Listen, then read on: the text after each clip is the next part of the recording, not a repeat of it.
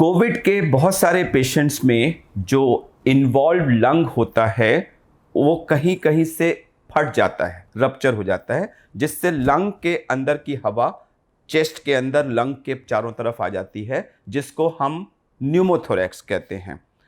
यह काफ़ी भारी संख्या में कोविड के जो आईसीयू के एडमिटेड पेशेंट्स हैं उनमें देखा जा रहा है। और होता यह है कि जो पेशेंट रिकवर कर रहा होता है, अचानक जब उसमें यह न्यूमोथोरैक्स का कॉम्प्लिकेशन होता है तो एकदम से उनका इंप्रूव होता हुआ सैचुरेशन सडनली फॉल करता है।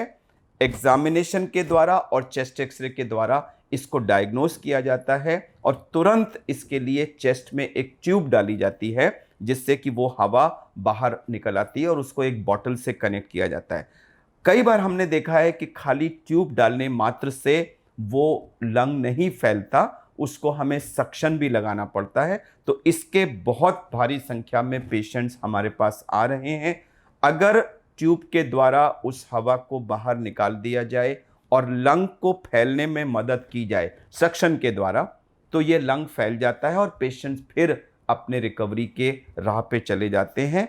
कुछ पेशेंट्स में अल्टीमेटली शल्य चिकित्सा द्वारा वो जो लीकिंग वाली जगह होती है उसको बंद करने की भी जरूरत पड़ती है, सब में नहीं। लेकिन इंपॉर्टेंट चीज ये है कि इसको समय रहते पहचाना जाए। एक, इसमें तुरंत चेस्ट ट्यूब डाली जाए। दो, वो चेस्ट ट्यूब ठीक से पड़नी चाहिए और उस चेस्ट ट्यूब को सक्शन से कनेक्ट करके लंग को पूरी तरह फैलाया जाए। तीन, उसके बाद रोगी को हम खाना खा के फिजियोथेरेपी करा के जनरल कंडीशन इंप्रूव करते हैं, लंग को फैलाते हैं और इस सब एक सघन प्रक्रिया के द्वारा ज़्यादातर न्यूमोथोरैक्स के रोगी बिल्कुल ठीक हो जाते हैं और समय आने पर उनकी चेस्ट ट्यूब निकाल दी जाती है। तो मैं यही कहूँगा कि अगर आप कोविड के पेशेंट्स हैं और कभी भी सडनली आपका सैचुरेशन अगर गिरे तो न्यूमोथोरैक्स एक कारण हो सकता है, जिसको तुरंत